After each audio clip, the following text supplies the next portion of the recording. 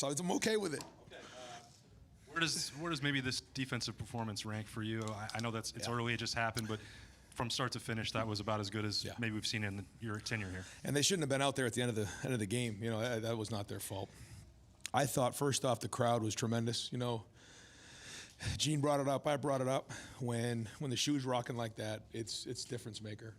I thought our players fed off of it. You could tangibly see it on the field. They just fed off the crowd. And we got that sack on JT on that fourth down. That was as loud as I've heard in a long time. And I just felt the toughness, the physicality on defense. We started off with, you know, really stopping the run and then forcing them to throw the ball. And, you know, there's a lot of people who did a lot of great things on defense. But I got to give Jim Knowles a lot of credit and his staff for, you know, the adjustments they've made. You know, that was you know, 2 top 10 wins now in the first 7 games where our defense played really well. And no, I'm happy for our guys. I'm happy for the success they've had. You know, they came off of the last season with a few scars, just like we all did. But you're starting to see the confidence grow in a big way. Over to the left, Bill Rabinowitz, Columbus Dispatch, and then Cameron Teague Robinson. Yeah, since Austin asked the obvious question, I'll ask you about the flip side of it. Obviously, you're without Travion and Emeka. How would you kind of assess the offense? Seemed like it was stuck in the mud a lot of the day. Yeah, number 1 defense in the country statistically coming in, so we knew it was going to be a little bit that way. I thought there were times where we actually moved the ball okay. Didn't run the ball well enough. It didn't get enough explosive plays.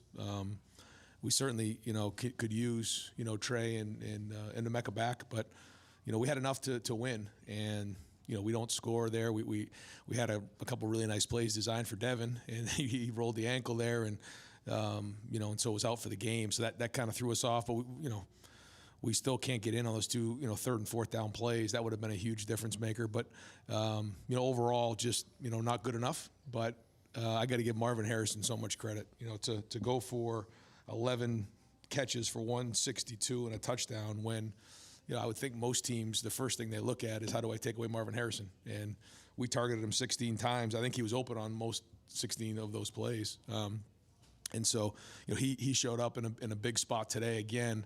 And, you know, I would argue to say, and I haven't seen everybody play across the country, that, you know, it's hard for me to find somebody who's better in the country. You know, so, you know, I don't know, you know, how he gets on these lists or doesn't get on these lists, but to me, he's one of the most special players in the country. Go for it on 4th and 2 there at the goal line. I just, you know, when you're on the 2-yard line like that, I mean, I just feel like we got to punch it in. And the way our defense was playing, if we were going to get stopped, I felt like that was 98 yards for them to go, if you're playing the numbers on it. Plus, we got to get on the 2-yard line. I mean, there's no excuse for that. And that's our expectation. 10 first downs for Marvin Harrison, too. Over to the right here, Dylan Davis. Is that right? Gazette. Yes. It was the same last year, too. 2 years ago. Wow. Kyle is now 1 on the road at Notre Dame, and he gets another top 10 win here at home. Over here. To your right.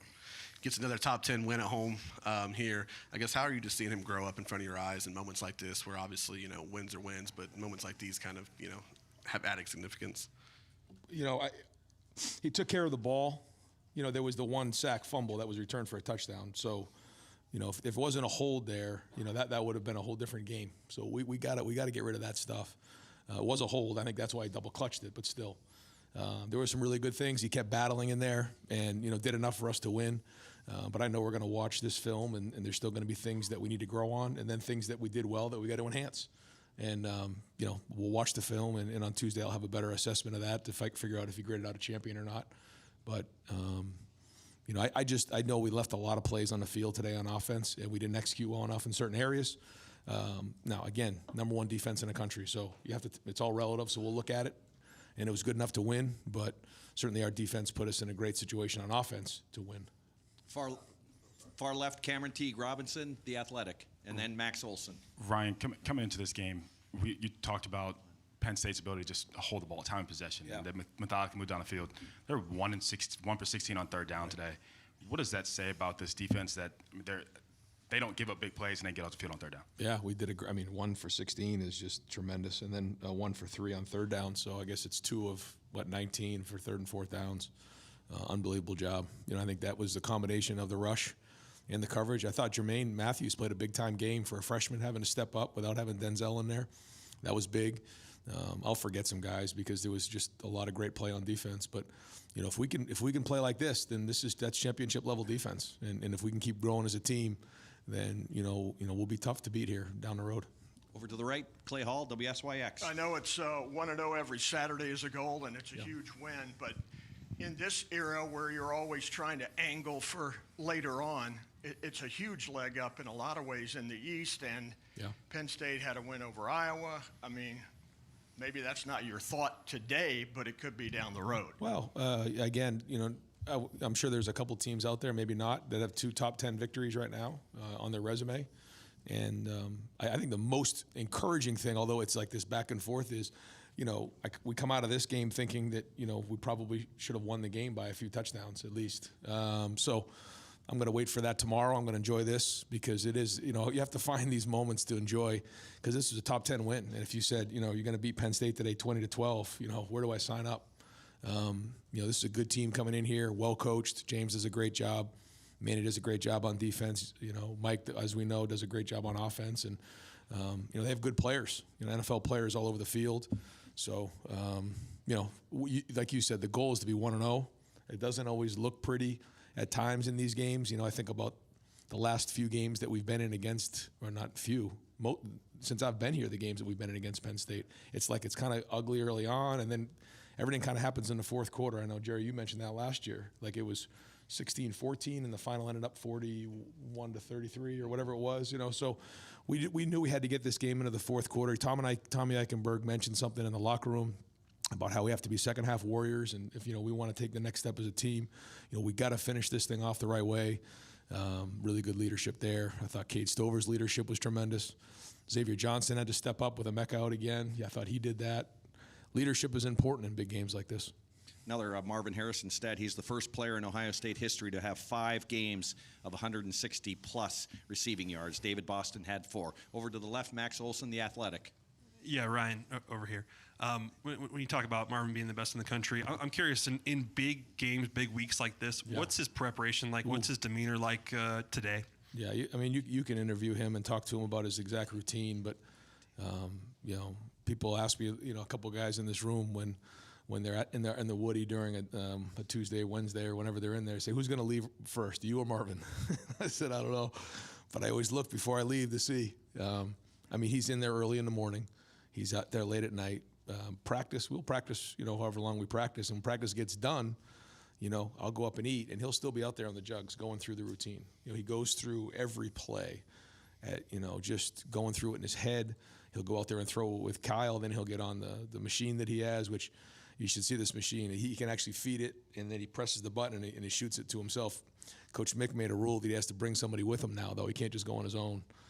But guys have embraced that, and that's a legacy that he'll leave behind, is his work ethic. Over to the right, Stephen Means, Cleveland.com, and then Spencer.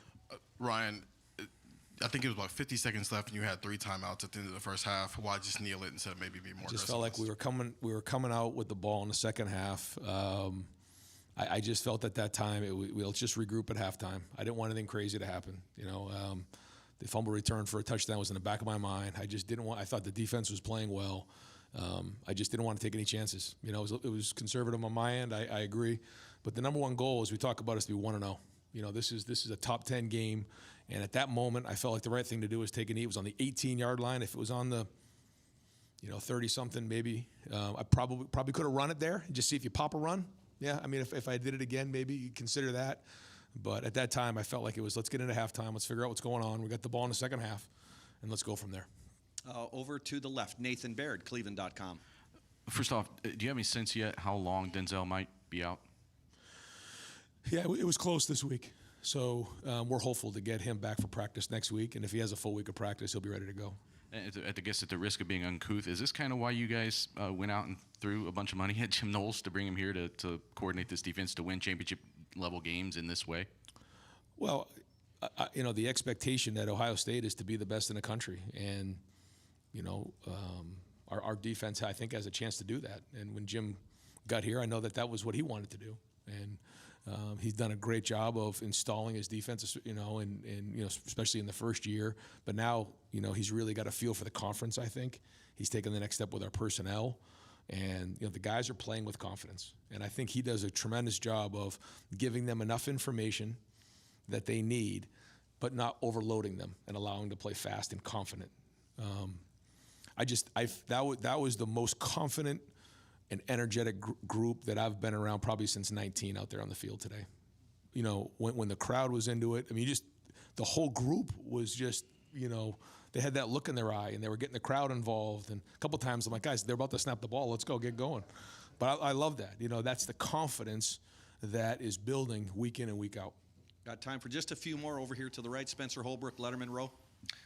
Ryan, I guess in that same vein, how much does this defense allow you to change the calculus in the way you're calling offense? I know that in past years, maybe, I don't want to speak for you, but you might have gone for a touchdown at the end of the first half. You might have kicked a field goal to extend it to 7. What has changed about you with this defense being as good as it is right now?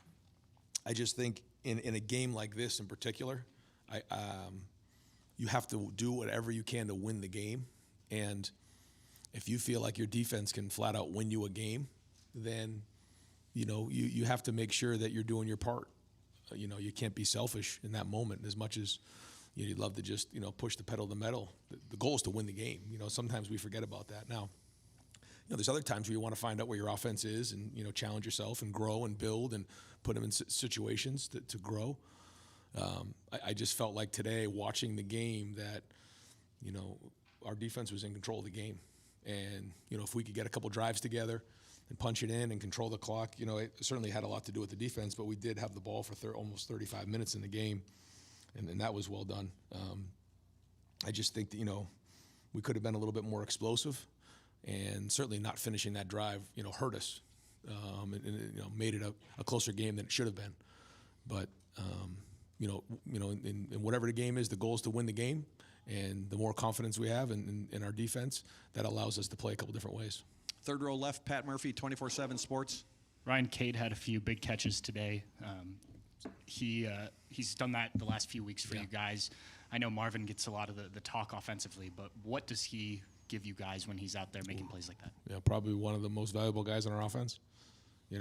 Certainly Marvin is Marvin, but after that, Cade's right there. I mean, we got a couple guys in there that, Cade does so much of the dirty work. He's such a great leader. He's such a tough player, and he's become a really good receiver.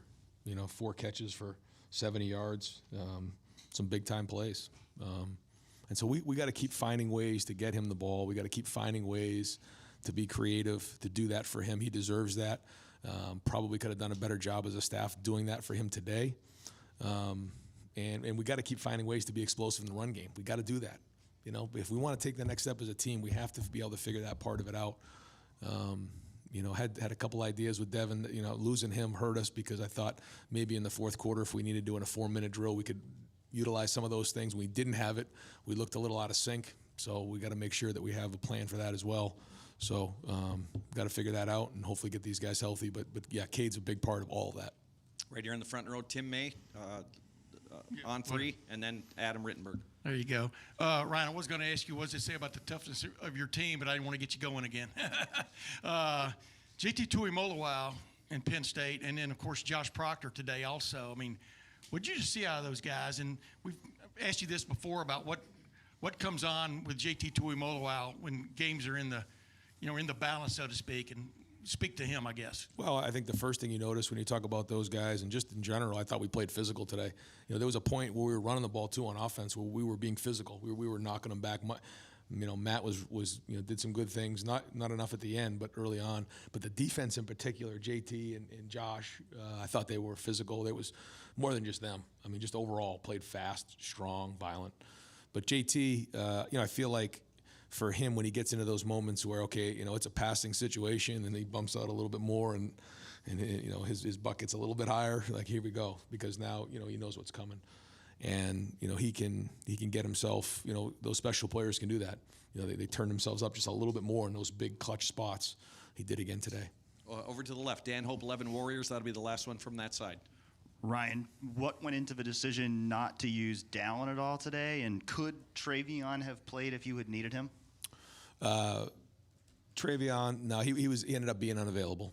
It was as close as we could to the game to decide whether he could go or not. We're again hopeful to get him back next week. I feel like he is close. But to check with Tony and, going into the game said, if Trey's not available, where do you think we'll go? And, we felt like if Dallin was available, that we would consider using him. Tony felt like those were the two best guys to go with at the time, and I trust him. He's the running backs coach. We'll reevaluate it this week and see if that was the right thing to do.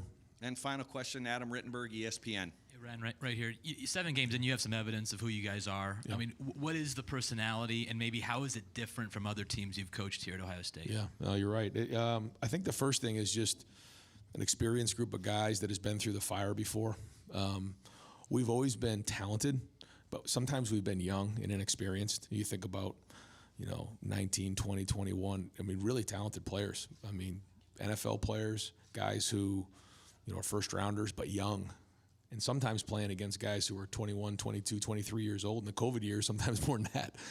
And this year's team is not only more veteran, but the third-year guys, those guys have played a lot of football. You think about JT and Jack and Tyleek and, Mecca and Marvin. Those are all third-year guys, but they've played a lot of football here. So the combination of experience and I think, age and maturity is probably the biggest thing. Style of game, style of play, I would say, our defense is really strong right now. We have a big-time playmaker in Marvin. We have a super dynamic tight end who's, doing a lot for us in both ways. A quarterback who's growing.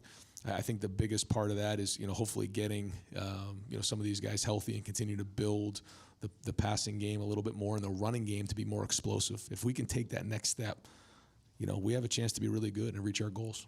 All right, Coach, thank you very much for your time. All right, folks. Hey, Caitlin and Lexi, if you can help us get a couple of players at the tables. People with computers on tables, need you to lift those off. We're going to have Marvin Harrison Jr. at the front, and I'm going to hold him for. We got Coach Knowles in his jacket on here after a big win. All right. Where do we want Marvin? All right, we're going to take Coach Knowles at the front here. We've got Marvin Harrison Jr. at a back table.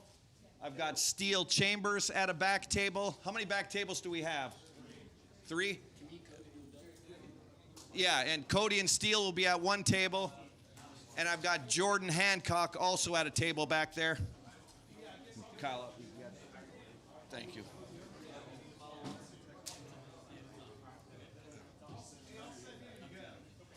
Yeah, I'm gonna get Coach a bottle of water. You guys just pass the microphone around for just identify yourself for Coach Knowles. We'll start off. Who's? Throw that bad boy over here. I am not throwing my microphone. Of course you will. Gabe, where's the microphone? Oh, okay. Yeah, that's fine. Okay, we'll open it up. Just go back and forth. Who's ever got it? Yep. Jim, we talked to you in the locker room after the Peach Bowl, and there was a sense of frustration or disappointment in your voice with the way that last season ended and the way that the defense, I think you said, almost let the offense down. To go out and have a performance like this, in this big of a spot, in this game, with your defense and win it with defense, what does that mean to you to see this group kind of start to come full circle? You're happy for the players, and happy for our head coach and all the fans, and that they now have confidence, that they can win the game on defense. I don't look at stats, but I guess Penn State had a pretty good defense, So we talked to them before the game about, hey, you're not just playing Penn State's offense, you're playing Penn State's defense. If they make one play, we got to make 2. If they make 2, we got to make 3. So it's a sense of maturity, leadership. Maybe a little chip on your shoulder, and we've done a lot of work to have everyone have faith in us, for sure. Over to the left, Cameron Teague Robinson, The Athletic. Jim, you mentioned on Tuesday how you had to get Penn State off schedule because they could just move the ball so methodically. 1 of 16 on third down. What does that say about where this defense is right now than maybe where it was coming into the year? They know the scheme, and when I make adjustments during the week and the things you talked about, that we had to get the stops, we had to get them off schedule, and we make little adjustments in the scheme, they pick up on it, and that's a big deal because winning those downs in a game like that is huge, And that only comes with preparation and with guys who are knowledgeable about the scheme. Over here to the right, Dylan Davis, Delaware Gazette. Jermaine was thrust into a huge spot today. How do you think he played and handled that position? Yeah, like I said, the kid's got moxie. You know, I don't think he knew how big a moment it was, and that's not a bad thing. You know, he just went out and played, made some tackles. You know, didn't flinch. You know, at the moment of truth, and yeah, really proud of him. He's a good player. Nathan Barrett, Cleveland.com, over to the left. When we were all talking about how you had sort of backed off the blitzes a couple weeks ago, Ryan said something along the lines of, well, I know he's got more dialed up. And I was thinking of that when Jordan broke through and got that third down TFL. Kind of just talk about that play maybe and how it just fit into what you were trying to accomplish in this game. Yeah, that again, you go back to knowledge of the scheme, you know, with a guy like Jordan who plays both positions. And, you know, that was really a blitz based off of the formation. You know, they started huddling a lot, you know, not showing us the formation, you know, where I can usually make the call based on the formation. They started huddling, and Jordan had to recognize he had to recognize the formation, see it, and go, you know. So that really shows a lot of progress with the defense and whole. And Jordan is just, you know, playing both positions and doing a great job. Over to the right, Jeremy Birmingham, the podcast, Rivals. Hey, Jim, last couple weeks have been up and down for the linebacker group. Today, Tommy leads the team in tackles, Steele right there, Cody plays a big role. How important was it for you to see those guys be productive today, knowing that they were going to be tested in the short passing game, the running game, etc.? Yeah, it was, you know, that intermediate passing game combined with a, you know, really strong running attack. We knew that they were going to be a real focus in terms of making plays. I've always had faith in them, and you know, they're doing the right things. And then it's just, you know, it's that competitive excellence. It's showing up when we need them the most, and those guys are veterans, and they showed that we can count on them. Over to the left, Bill Rabinowitz, Columbus Dispatch. Jim, Ryan talked about how he could just watch the demeanor of the defensive players, and they looked so confident and just so excited to be out there.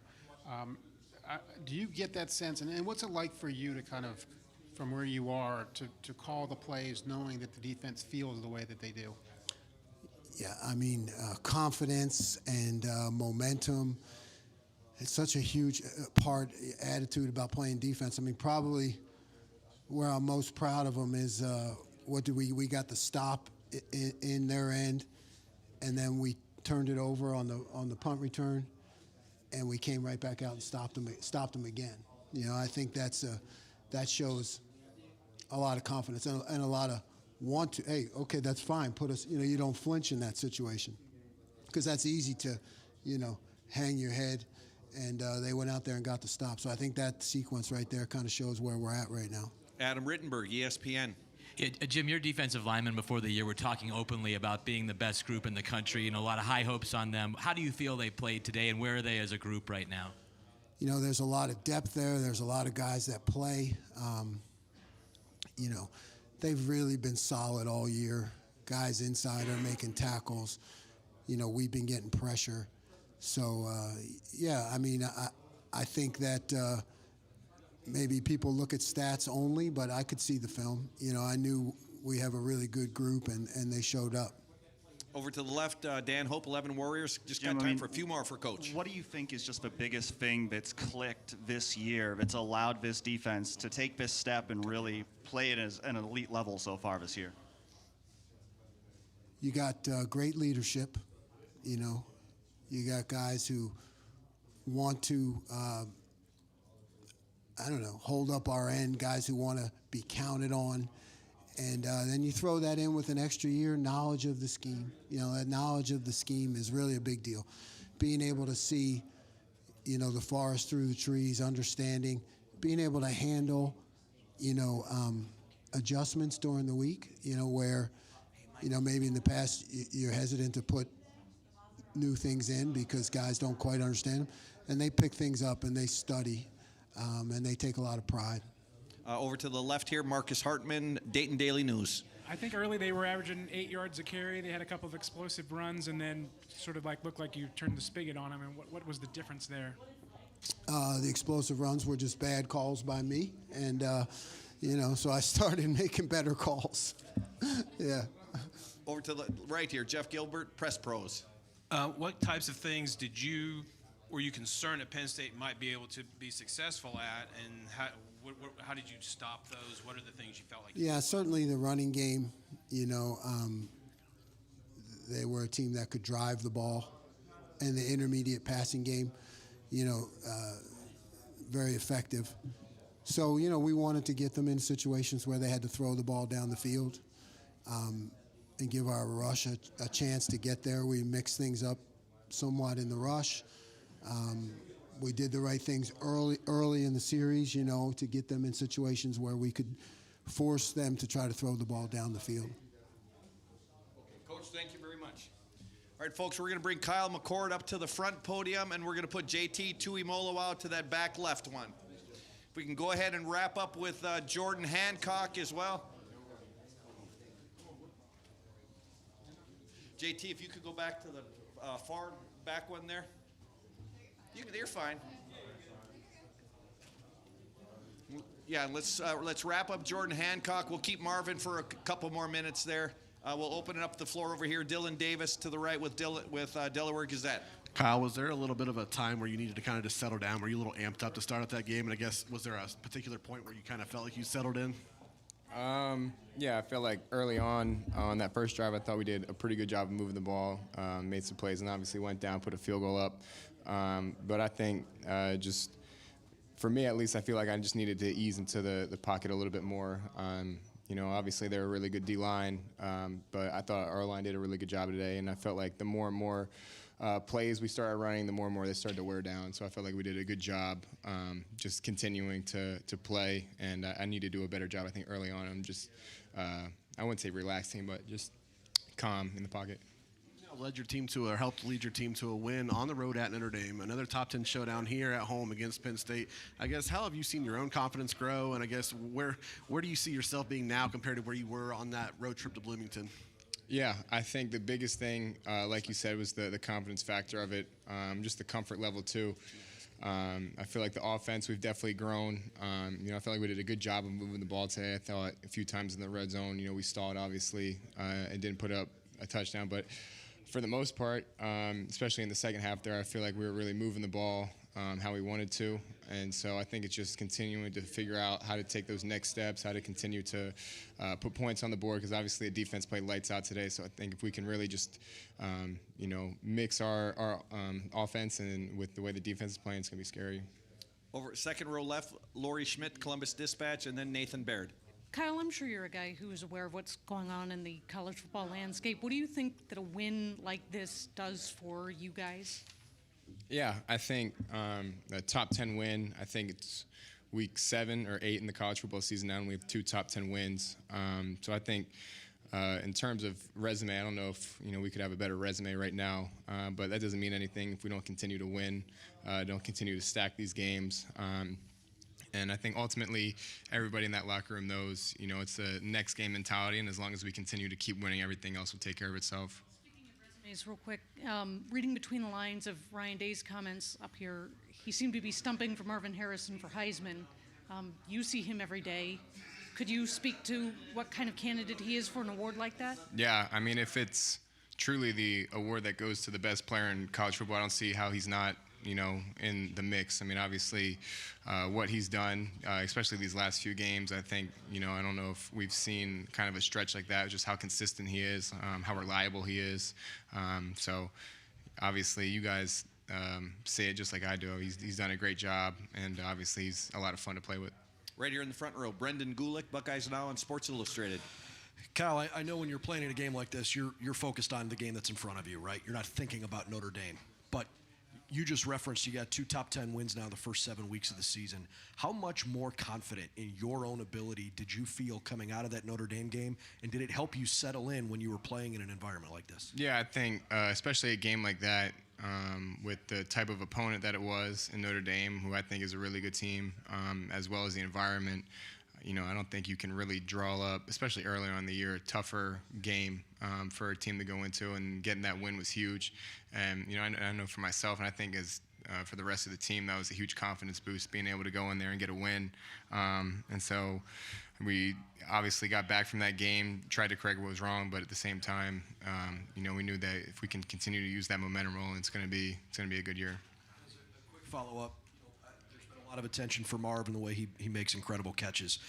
The throw you made to Cade Stover down the seam where he caught the ball over the top of a defender, can you touch on what you've seen from Cade and his work ethic trying to develop as a receiver so he can go out and make plays like that? Yeah, I think when I first got here, it was Cade's third year, and at that time, he was kind of bouncing back and forth between linebacker and tight end.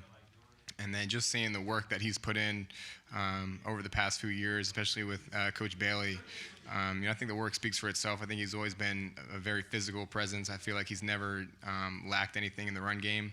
But then just seeing the work that he puts in his route running and his ball skills, all that, I think it's really starting to show. And if teams want to, give Marvin extra attention, that's going to leave other guys with, one-on-one situations like you saw there. And obviously he went up, made a great play, and he's been doing that for the entire season. Over to the left, Nathan Baird, Cleveland.com. Kyle, a year ago, this defense gave up some of those explosive touchdowns, and it left the offense at times in a place where now you guys had to go out and sort of make up for that. With the defense playing the way it is this year, and they obviously had made a point of improving there, but the way the defense is playing this year, has it changed the vibe around this program at all? Like week to week, is just a different relationship that is happening right now? Yeah, I think with the way they've been playing this year, I think it takes the pressure off of the offense. It's not that mindset that we have to go and score a touchdown every single time or else the game's going to be in jeopardy. And so just seeing what Coach Knowles and, the guys have been able to do, it's been, I think a huge testimony to their work ethic. I know those guys are putting in extra hours watching film, getting all their checks right, and to see them come out and really shut that offense out, it takes a lot off the offense's shoulders. Okay, we're at the point of 2 and done on both sides. We need to start wrapping up with JT Tuimoloau in the back. Over here to the right, Andy Backstrom, Letterman Row. Kyle, when you got a game like that, and maybe you would have liked to play better, but ultimately you get the win. As a leader of the team, how do you process that? I guess in the moment and then after that. Yeah, I mean, obviously, regardless of how you play, getting a top 10 win is really good, and obviously I think we'll use this momentum and keep it rolling, but at the same time you go back and you watch the film, and I think I said this when we played Notre Dame, you get a top 10 win and you go back and watch the film, there's so much room for improvement, and I feel like obviously we've taken steps in the right direction since that game. I think we've definitely gotten better, but at the same time, like the sky is the limit for this offense and for this team, and so I know going back and watching the film, there's going to be plays, obviously, I want back. I think there's good, but then there's, some things that we got to clean up. And, I can only imagine how good this team's going to be once we really reach that peak potential. Over to the left, Joey Kaufman, Columbus Dispatch. Kyle, this is a game for Marvin where Emeka's not here, and he said Penn State was giving him more safety help. It seems like there was a lot of focus on their end of trying to take him away, and yet he has a day like he has. What did he do today, you think, that allowed him to produce as much as he did? Yeah, I think regardless of the coverage, in the back of my mind, I know there's a good chance Marvin's going to get open. And so anytime they gave me an opportunity to get him the ball, and that's what they represented, that's what I try to do. And, obviously he gets the attention that he deserves, and rightfully so. And I think that opens up other guys. But at the same time, you can't double him all game. You can't, give him extra coverage all game. And there's going to be some one-on-one situations. And, I've said this and I'll say it again. There's not a matchup in the country if Marvin's one-on-one that I don't like. Over to the right, Jeremy Birmingham, Rivals, the podcast. Kyle, how close do you think the offense is to being where you want it to be? To both yourself personally, but then just the little ticks that seem to be off. I mean, how close do you think it is? I think we're really close. You go back and you watch the film and you ask yourself, okay, what is holding us back from scoring on every single drive? And it's small details, and whether that's me or the O-line or receiver, whatever it is, it's the little things that can easily be cleaned up. And I feel like looking back on the film from week one, there's a lot to clean up. And then I feel like every single week we're getting better and better. So now it's how can we continue to minimize those mistakes, continue to minimize those errors, and continue to build? Because like I said, I think the sky's the limit. Bigger picture question. How do you develop chemistry with a wide receiver like Carnell, a young guy? You obviously years with Marv and Julian and Emeka. I mean, how do you develop chemistry with a young receiver? Yeah, I think the biggest thing for him that he really impressed me with was when he got here, he had a really good understanding of just defenses and how his route changes based on what they're playing, what kind of leverage to attack in a certain route. And so anytime a young guy has that kind of football IQ, it makes my job a lot more easier. And then I think just getting as many reps as you can get with him, and just continue to build that chemistry. And I think he's taken some really good strides. And obviously, I think the sky's the limit for that kid. And I'm so excited to see where his career takes him. Final question for Kyle. Dan Hope, 11 Warriors. We got to wrap it up with JT, please. Yeah, Kyle. I mean, you guys have had a knack, whether it was Notre Dame, Maryland, today, where when you guys have needed a drive in the fourth quarter, you've been able to come up with it. What do you think it is that's kind of allowed you guys in those clutch moments to find that another gear? Yeah, I think that's a good question. I think the biggest thing is what we talk about, just competitive excellence. When someone needs to make a play, whether that's me just putting the ball in a one-on-one situation, letting a guy go up and make a catch, or someone winning on a route, or the line making a good block up front, opening up the run, whatever it is, I feel like the guys have responded to that every single time. And, obviously we would like to get that going early on, but I would much rather have a team say that we start slow and finish really well than vice versa. So I think we just need to continue to keep building on that and ask ourselves, how can we do that earlier in the game? And one final question from Tim May. Yeah, just to follow on that. When you see Marvin just break wide open on that drag route, I mean, what is going through your mind at that moment in the game? That maybe the best receiver in the country is wide open. Just don't screw it up. I mean, what was going on there? I mean, after all the struggle today. Yeah, no, I think we had I think they called a timeout right before that play, so we were able to talk it over on the sideline. We got the look that we wanted, and obviously he ran a good route and got open, and so it's just my job to get the ball in his hands and let him go to work. Great. Kyle, thank you very much. Thanks. Congratulations. All right, that's it, folks. Press box will close around at 7:30.